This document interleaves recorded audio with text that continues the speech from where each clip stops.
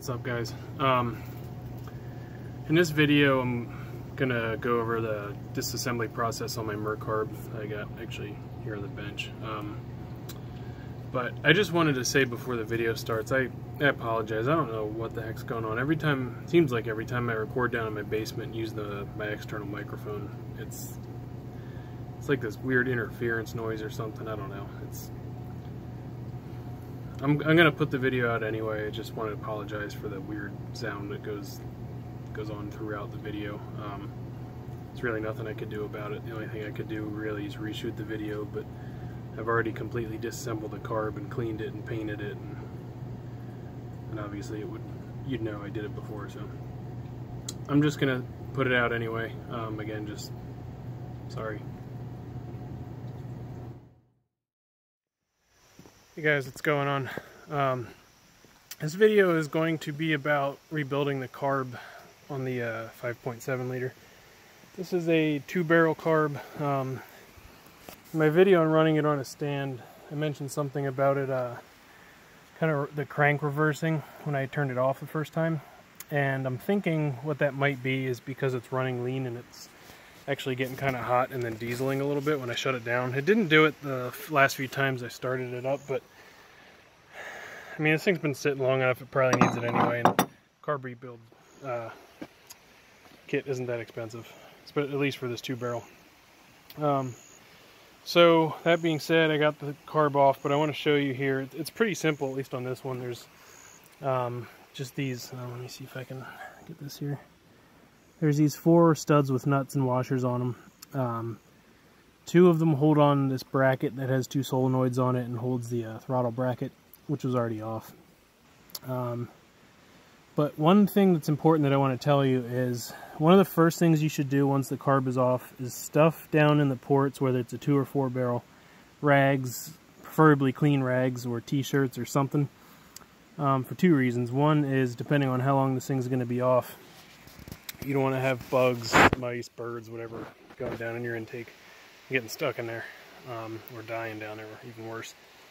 But also, very important is, so you don't lose pieces and keep track of where stuff goes, is the next thing I do is put those nuts right back on here, because I don't want to be looking for these things in 2 weeks or something whenever I get done with this and go to put it back on. So if you don't have those rags in there, Murphy's Law is you're going to drop a nut or a washer down the intake, and then you're buying a borescope on Amazon or something.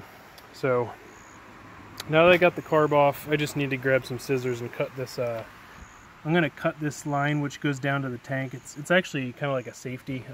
If the diaphragm in the tank fails, it basically will pump fuel, basically just dump it right into the intake, which will actually make your motor kind of bog down and shut off. So it's kind of a fail-safe, so your motor will stop if the fuel pump stops operating correctly. So I'm going to cut that and then take it down into the basement on the workbench, and we'll continue from there. Just got the carb kit in the mail today, so I'll walk you guys through the step-by-step on how to rebuild this thing. See you in a few minutes. Hey guys, got this carb down on the bench now that you guys have seen it off of the, or how to get off the boat. So I tried to get as much fuel out of this thing as I could before I brought it inside, because I don't want my whole house to smell like gas, but there's obviously always going to be some more in it, especially since I just ran this thing on the boat, so the bowl's going to have gas in it. But so first thing we're going to do is, let me show you what tools you're going to need for this. I think I got everything here, and then we'll kind of start doing the disassembly process. One thing I'm going to mention here is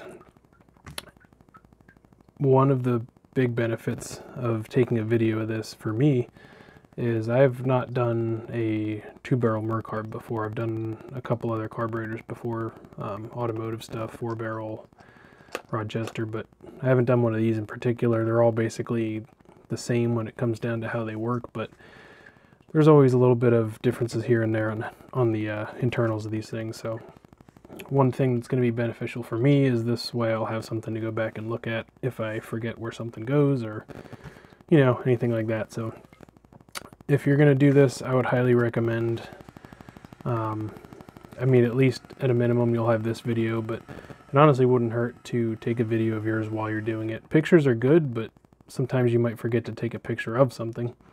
But if you have a video, you literally see the whole process. So that being said, let me show you the tools you're going to need. Regular number 2 Phillips head. You may or may not need this. A lot of these screws are Phillips head, but they're also slot.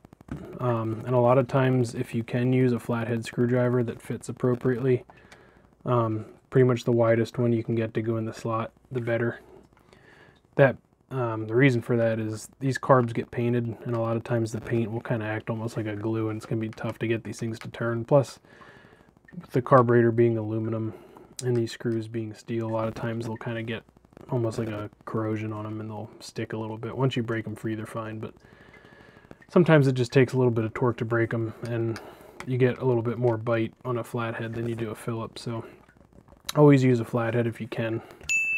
So those 2 screwdrivers, you can need an adjustable wrench, or if you have spanner wrenches, those are fine too. I just like this because it's quicker. I basically get away with one, but if it's a smaller nut or something like brass or something like that, I'll probably end up using the correct size versus this, just to make sure I don't strip it out. And then for the stubborn screws and odds and ends, you may need some percussive maintenance. So that's where this guy comes in. Sometimes you need to tap things to kind of loosen them. You know how it goes. And the last thing you're going to need, well, 2 more things. One is lubrication. You always need proper lubrication during these processes. And the last thing, sometimes there's really small components, so sometimes just having a little bit of a helping hand is good. So yeah. All right, so that should be it for tools. Oh, one more thing I didn't get out here. Let me grab out of my toolbox real quick. A lot of times these will come in helpful for small springs and stuff like that. So an assortment of like these dental pick type things are good to have. If you don't have them, it's always good. You can buy a set of those at Harbor Freight for like $2. So first thing you're going to want to do once you have your carb on the bench like this is lay out a nice clean work surface. I have fresh, clean, kind of like disposable rags here. For one, just so you don't get gas on stuff, but 2, when it's clean like this, if you lose a tiny little part, it'll be easy to find.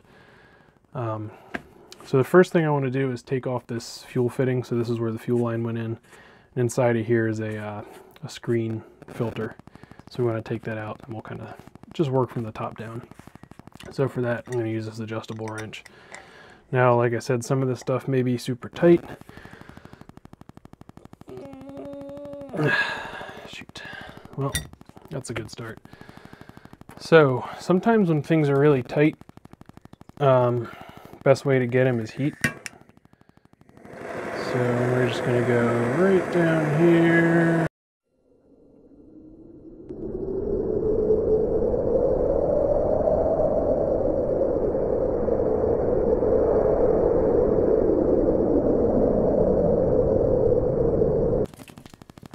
Just kidding. Never, ever use flames around this. That was a little bit of a joke, but joking aside, don't do that. End up with a bomb in your house. So, that being said, if things are tight, this would be a case where you put on this wrench, tap it with the hammer, you know, do what you gotta do without using heat. So, got that loose, so we'll spin that out. And this will be kind of a female thread on where the fuel line goes and a male thread on the other. And then there's also a washer here. And you get a new one of these in the carb kit. So, this too. So, you can see there's some gunk in there, so. Actually, look at all that. This is why we rebuild them. Get all this junk out. So, stuff that I'm going to have more of, new parts of, I'm not going to bother putting in the bin. I'll set them off to the side here. And then stuff that I need to reuse, I just have this little plastic bin here I'm going to throw the parts in.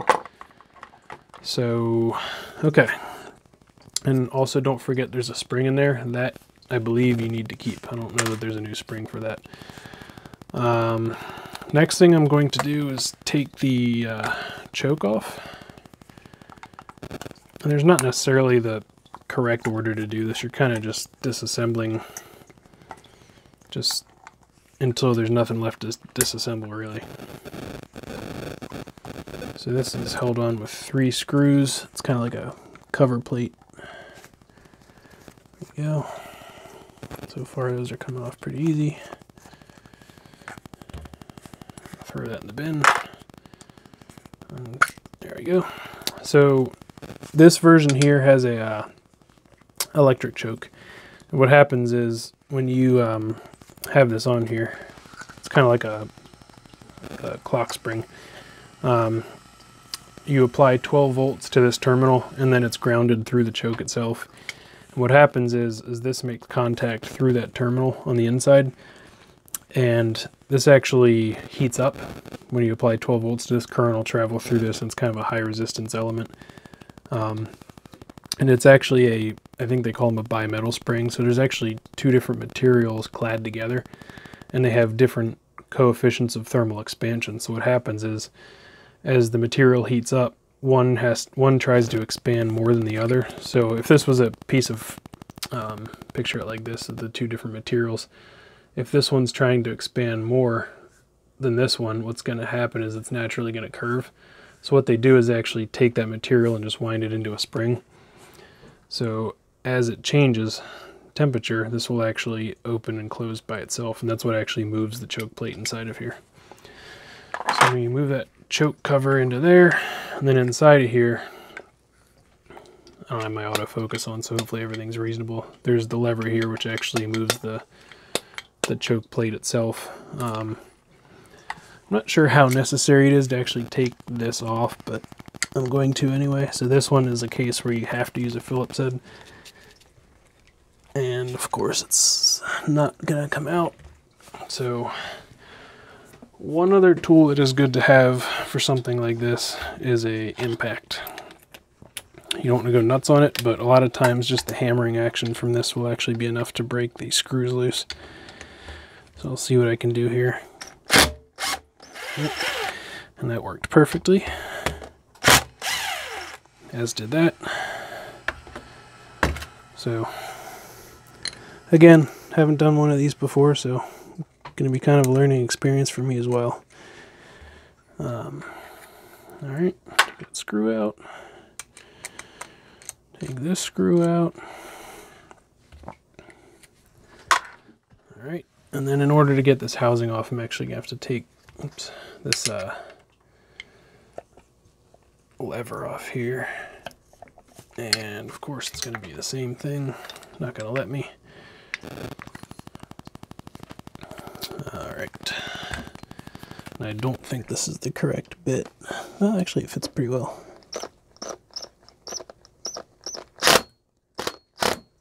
Nope, too big. Alright. See if I have a smaller one. I think it's a number 1 Phillips. There is something to be said about using the right tool for the job. Here's a number 1 Phillips. And the adapter. It's a little rusty. Downside of not having a garage is your tools get wet sometimes. Alright, let's see what happens here. Ouch. Don't pinch yourself in the choke plate.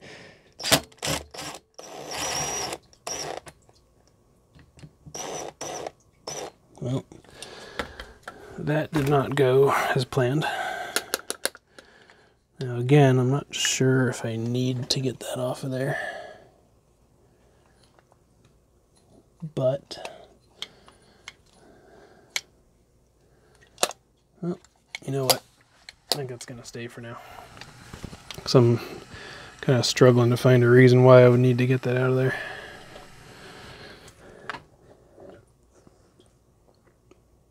Now, there is always one more option. Give me 1 second. Alright, so here's an example of getting creative. So looking down there, that screw is in there and that holds that choke lever on. It was this screw here, is really small, and you can see it's in great shape. So what I ended up having to do there is screwdrivers weren't working, so I actually took the vice grips O'Death and got in there and clamped it on the end of this, and sometimes that gives you enough purchase on the screw to get it loose, and it did in this case. So stick with it. You'll always find a way to get these things out. Worst case is if that didn't work, I either would have left it, which is most likely what would have happened, or you can always go in with a Dremel and grind a slot in there, and then sometimes you can actually get a flathead screwdriver on it. So now that that is out, oops, this choke lever sits on the shaft like this. There's a rectangular kind of cutout on it and some flats on the shaft, so actually it was this way. So that was just being held on there with a screw, and then that spring went in here, and that's actually what turns the choke. So that is out now. Really only taking that off just to clean this thing. I want to touch up the paint back here too. So now that that is off, I think the next thing is probably going to be getting this whole linkage out of here.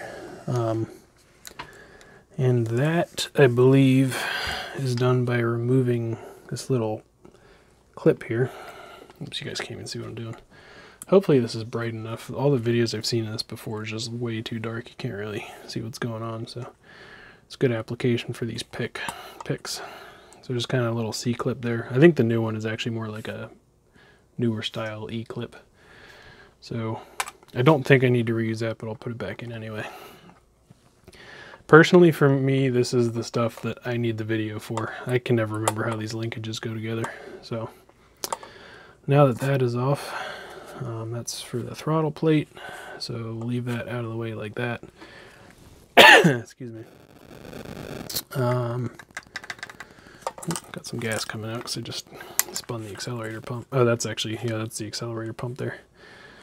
I don't know how much of this actually comes off, so we'll leave that for now. Now, is there a clip on that one? Can't tell. No. A lot of this linkage looks like it was kind of staked over once it was assembled, so it actually can't come apart.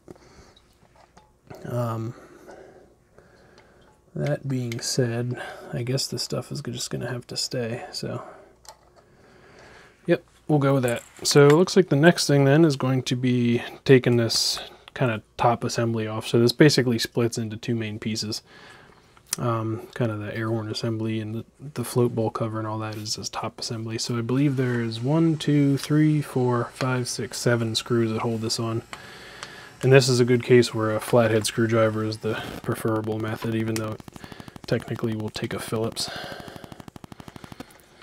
And a lot of times on these, you're going to have different screw lengths. So we'll see what we get here, but I kind of like to keep them in order until I get them all out and verify whether or not they're different.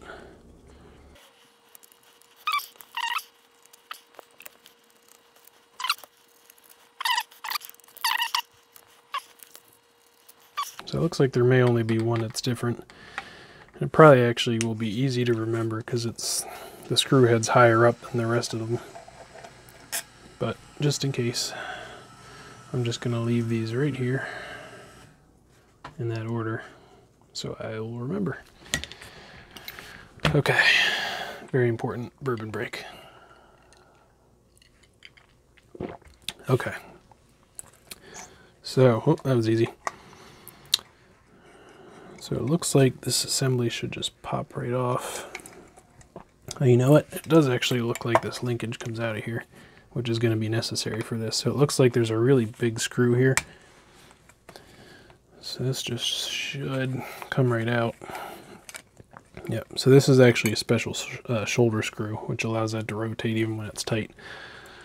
So with that off, now this whole top assembly should just pop right off.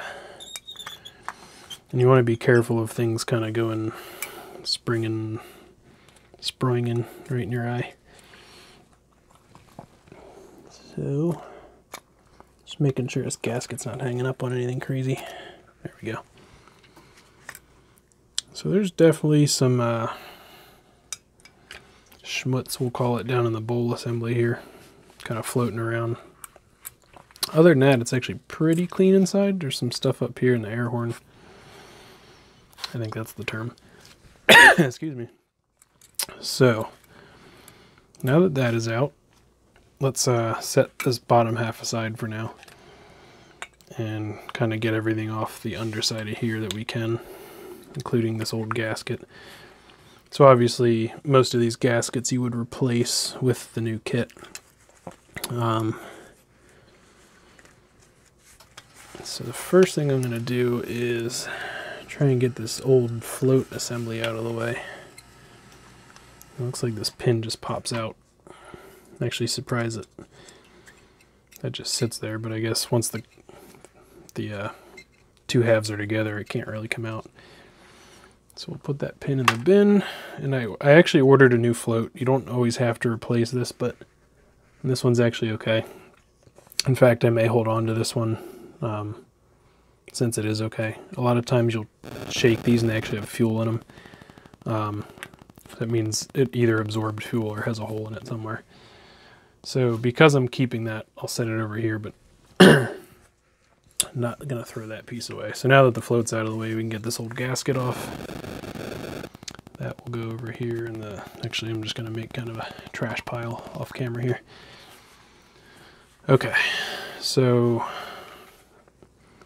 I probably should have removed this before, but whatever. This is actually the old, like I said in the last video, this is that tube that comes from the fuel pump. It's kind of a safety thing if the diaphragm ever breaks, that the fuel will dump straight into this hole right here and basically flood out your engine. So it's kind of like a heads up, like, hey, something's wrong. So, okay. From what I understand, this is called a power piston.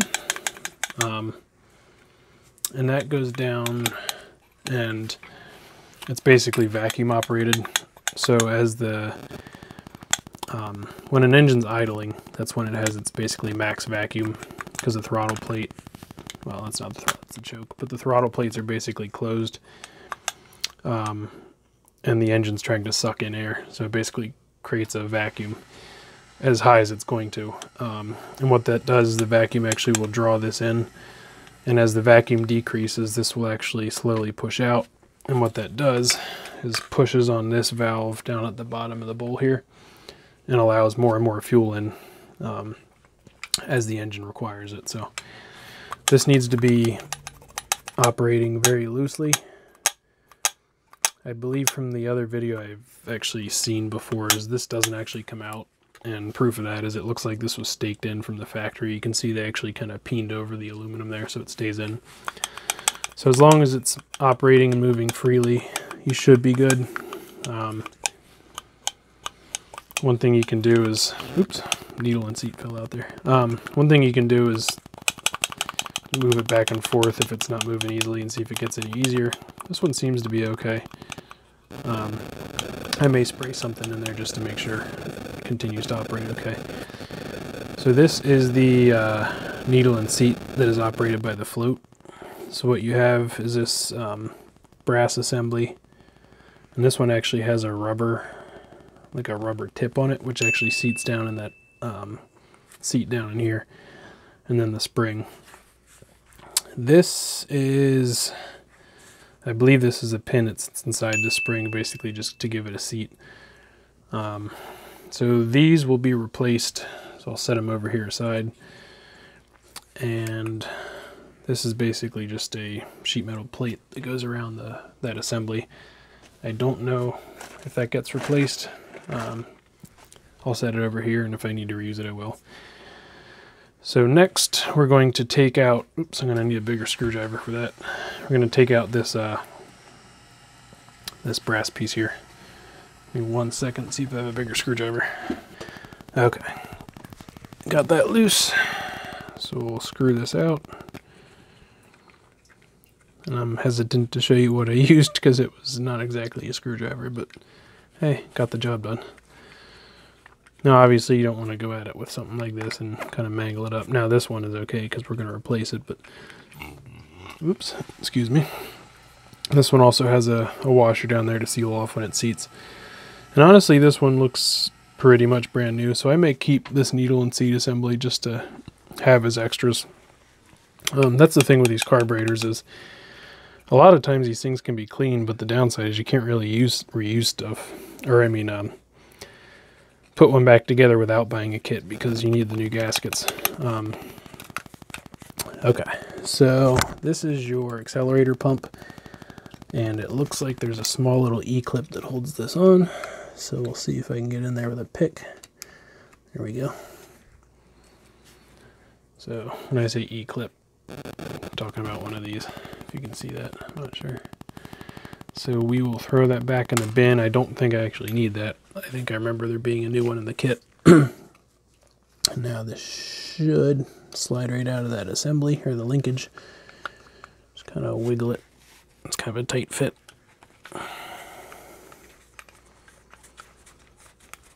There we go. And there's a washer that was on there that popped off. So these definitely don't need reused. And what wears out on these really is this seal that goes around here.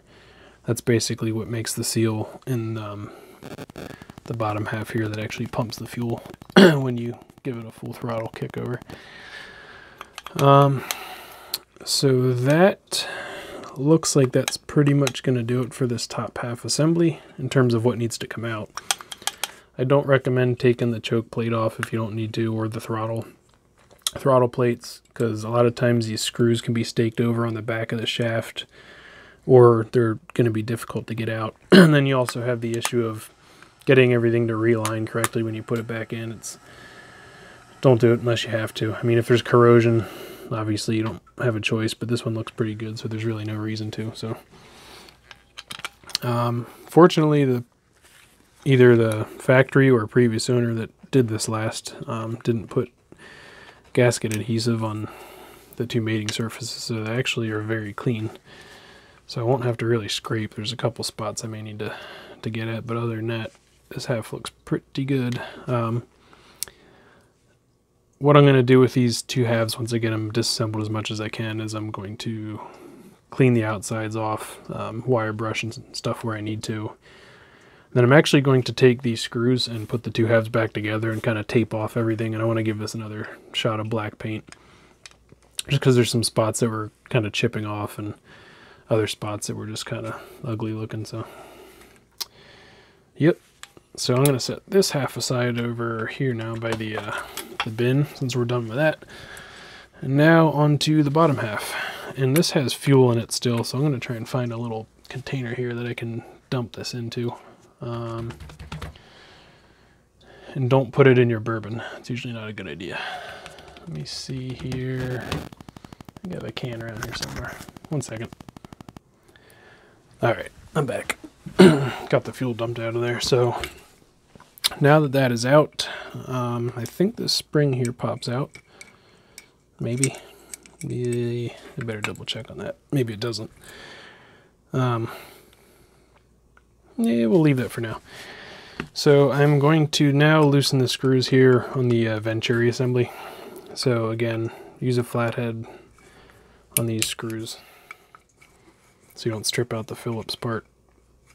Not sure why anybody would ever use a Phillips here if you didn't have to, but hey.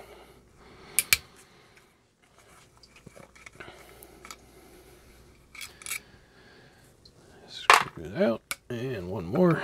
Now this screw in the middle here, those two there I believe are just to help hold it in, but I believe this one here actually has a seal on it because I think it goes into a fuel passage or something, if I'm not mistaken.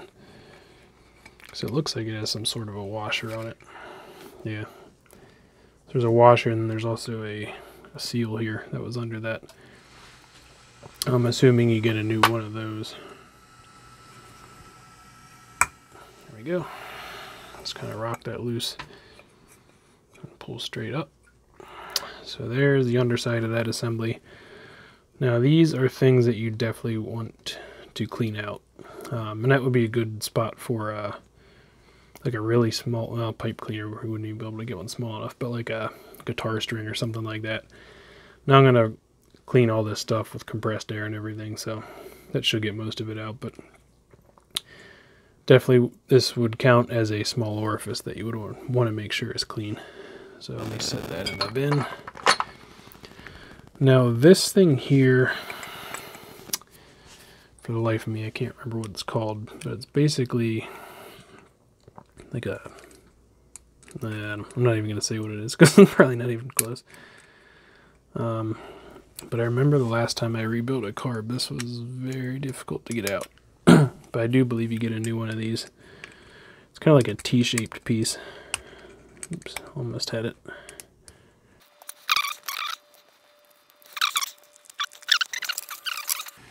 There's a chance that this thing is steel and maybe one of those cases where a magnet might come in handy. I think it is steel, but a magnet is not getting it.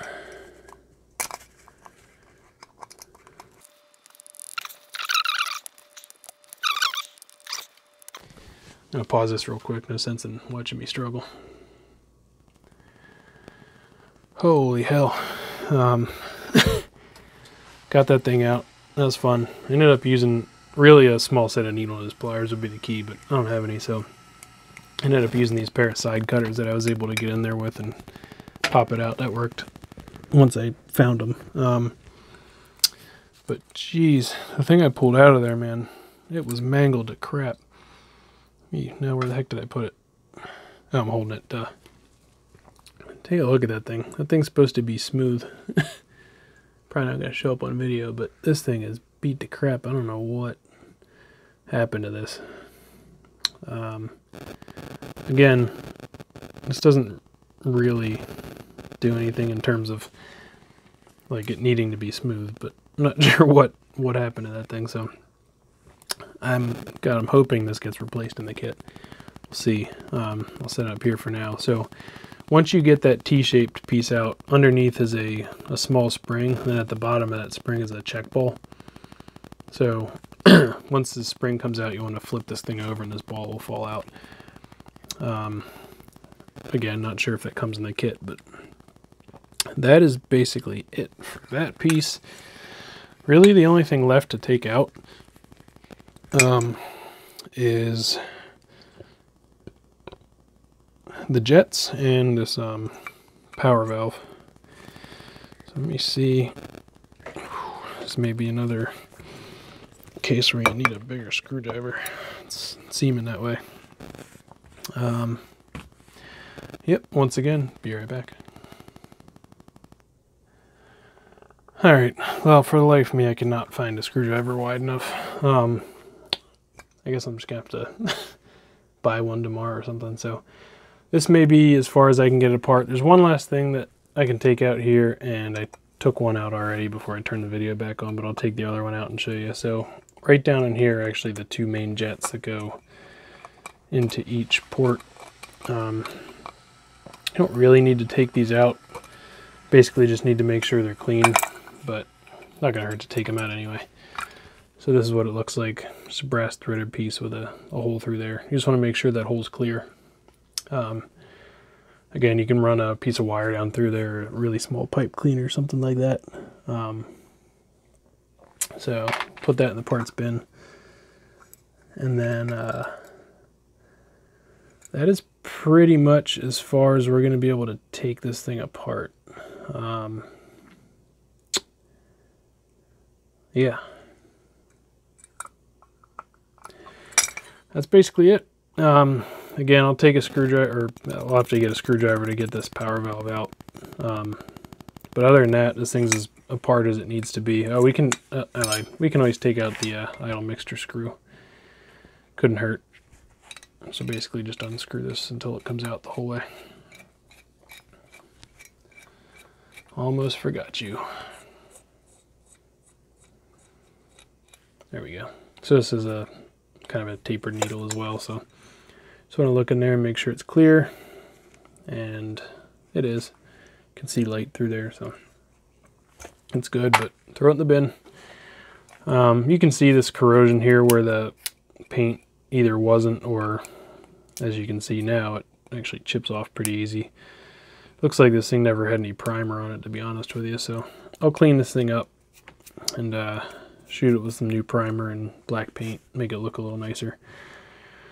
And then in the next video, I will show you the reassembly process. It's going to be too long for one video to do the reassembly, so that's it on the disassembly. Yeah. So, one other thing I wanted to mention is this is a 2-barrel Mercarb, but right here is where you actually would find the number on your carburetor. This one was really hard to read, but if I can read it correctly, it looks like it says 807312, which actually makes sense. I think that matches up with the Mercarb number. But you'll need that number to make sure you get the right kit. A lot of the websites, though, are pretty good in terms of the year and engine size in terms of matching it up. There wasn't, or I think they use this carburetor on a bunch of different motors, so there's really only like 2 main kits for the 2 barrels, I think, over this kind of era, late 80s to late 90s. But yeah, just one more note, just kind of go through this thing, inspect it, look for any major corrosion. This one's pretty clean. The only corrosion's really on the outside of the case here where the aluminum was bare, so. And the owner I bought this from did run in kind of like brackish, so I mean it's kind of normal to see some surface corrosion on the aluminum, but everything internal to this thing looks really good.